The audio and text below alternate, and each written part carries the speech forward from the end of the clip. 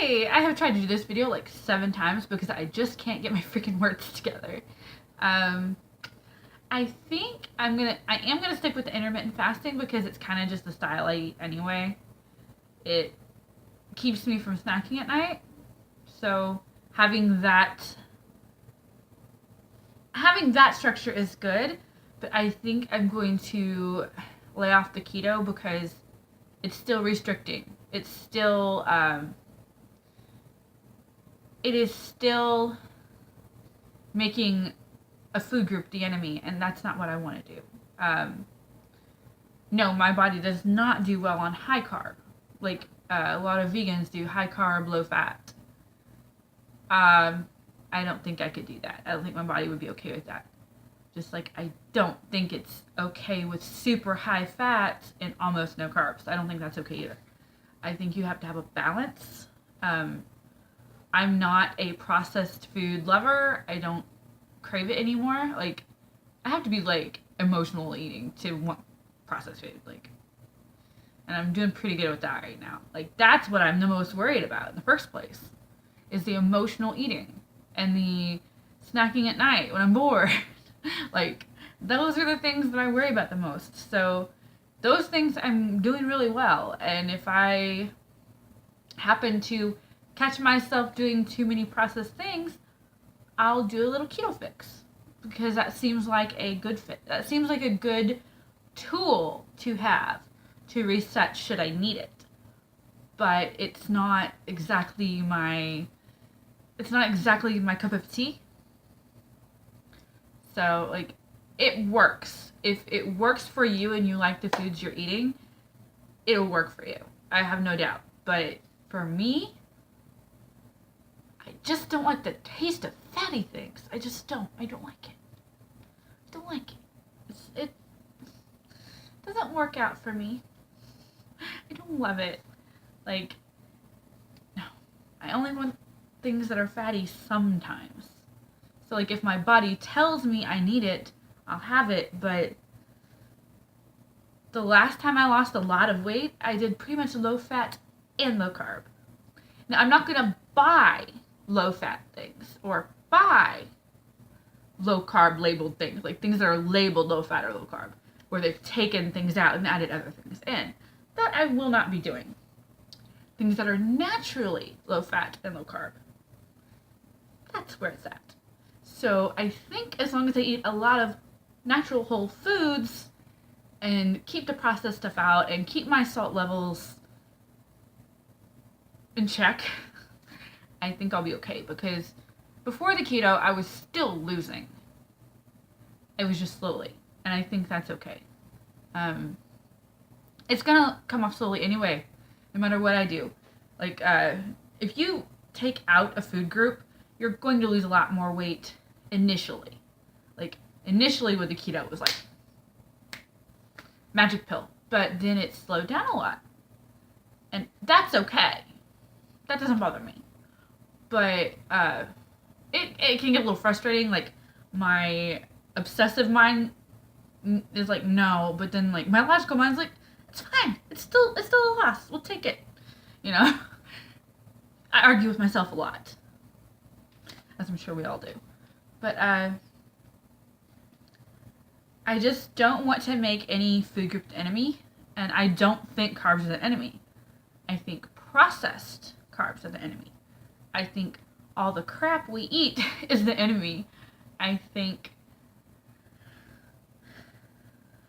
things get pumped full of hormones and unnecessary sugars, and sometimes they put milk in things that doesn't need to be in, and sometimes they just add stuff and fillers for no reason to things that are supposed to be healthy. Those are the things you stay away from. But as far as making any one essential food group the enemy, I'm not going to do that anymore. I am not going to, like, restrict fruit. I don't eat the higher carb fruits that much, so as long as I keep those kind of in check, I think I'm okay.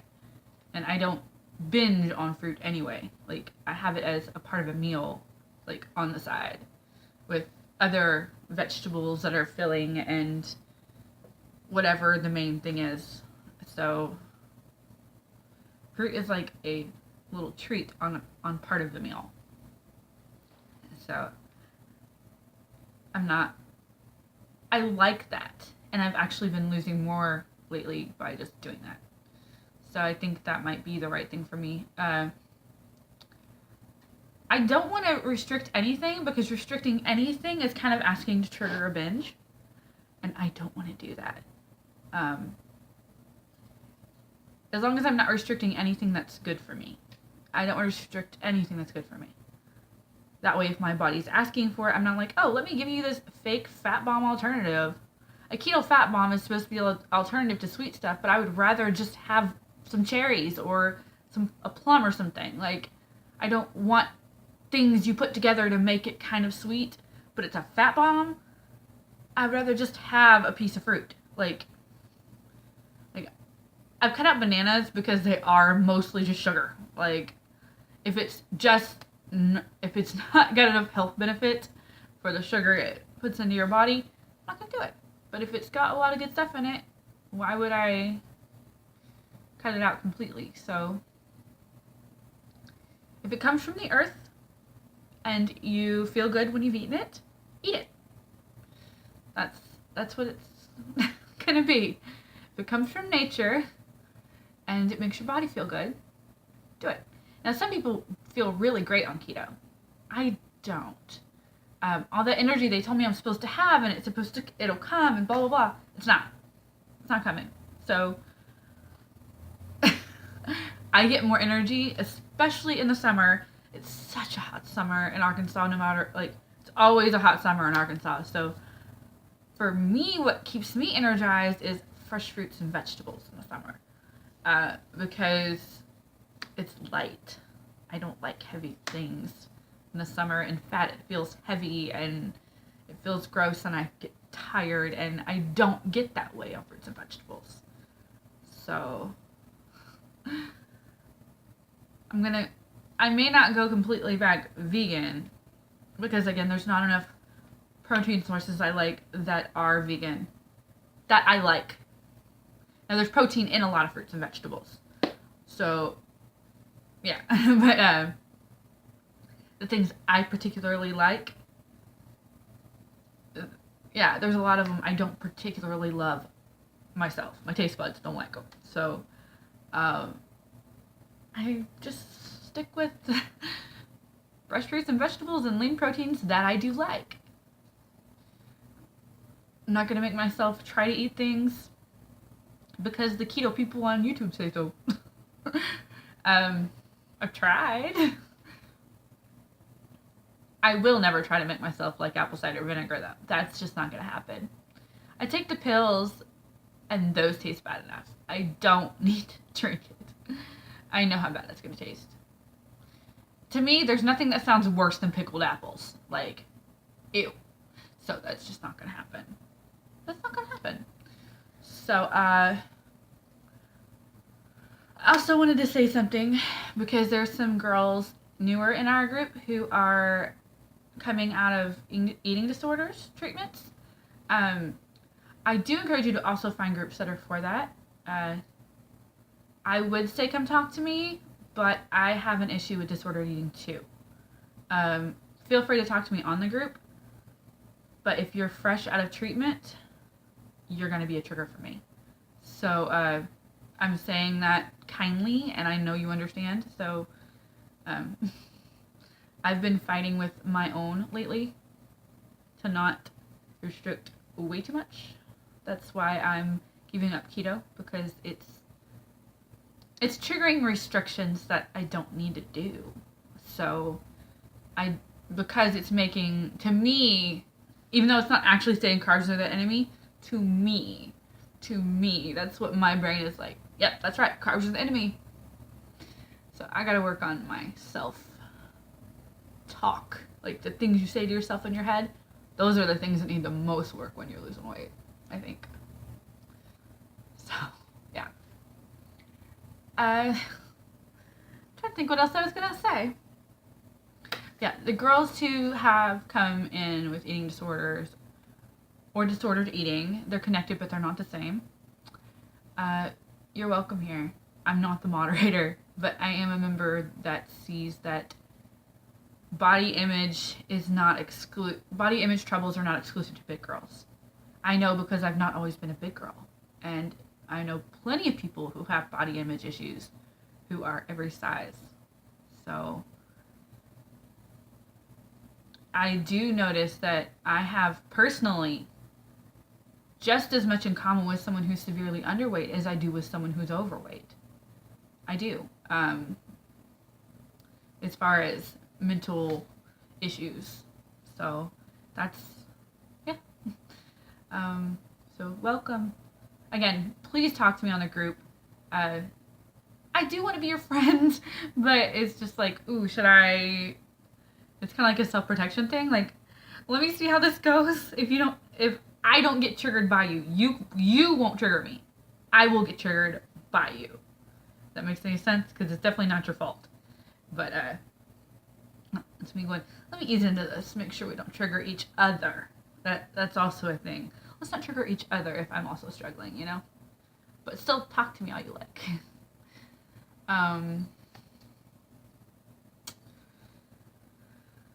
So I think I'm working right now mostly on my self-love and my conversations with myself.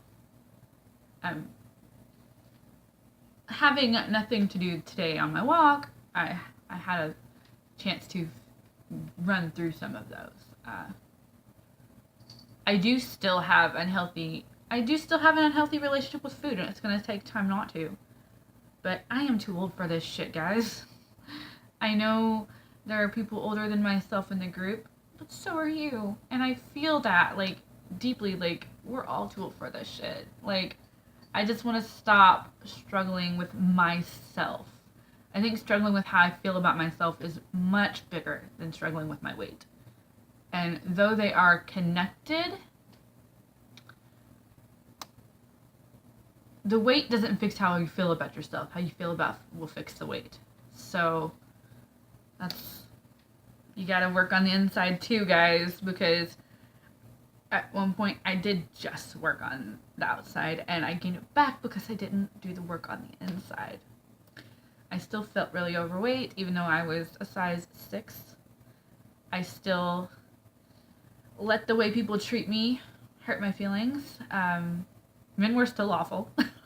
It doesn't matter how big or small you are. If you're getting small to look hot for dudes, don't bother. They're still jerks. It doesn't matter. You're not any more likely to find your life partner at any given size than the other. Like, sorry. Now, if your goal is to have a partner who's more health-oriented, then maybe it has a little bit to do with how you'll be more compatible with someone who's athletic if you are a little more athletic, if that's what you want. But don't do anything just to attract that type of person. Be the type of person you want to be, and then the people you attract, then you can decide the kind of people you want to attract. Right. Yes, if you're the kind of person you want to be, you will attract the kind of people you want around you. Does that make sense? So yeah, don't do anything for an end goal that isn't connected to you feeling good about yourself. Don't do it for the idea of another person that isn't even there, or that is there for that matter. And oh my God, some of you girls or guys whose partner is trying to stand in your way, you're gonna have to just tell them what it is. Just tell them what it is. Look, support me or don't. But I'm doing it with or without you. I had to leave mine because he was not supportive and he kept trying to come back and show he could be supportive. And guess what? He still couldn't be supportive. So, I'm not saying leave your partner if you don't want to, but you are going to have to be like, hey, guess what? I'm going to do this. And you don't have to be a part of it, but I'm going to do it. And if you want to be more likely to still fit in my life when I'm done, you might want to, be supportive. Because you don't know if they're still going to fit in your life when you feel better about yourself if they're emotionally abusive.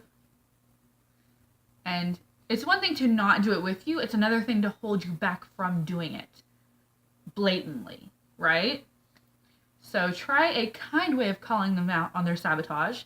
If they don't listen, be a little more bold about you telling them about it, and so on and so forth. Most of the time, the person doesn't want to hurt you. They're just afraid of losing you. So a lot of talks have to happen along the way. So, because if you're working on the person that's on the inside as well, you are going to change. We just are. But I know I have to change on the inside.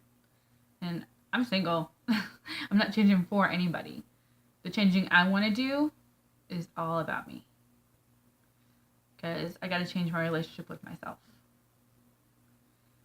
Even on my good days, I still think about how much more I could be restricting my food and how much less I should be eating, when I already know that's not the healthy way to go. But yeah.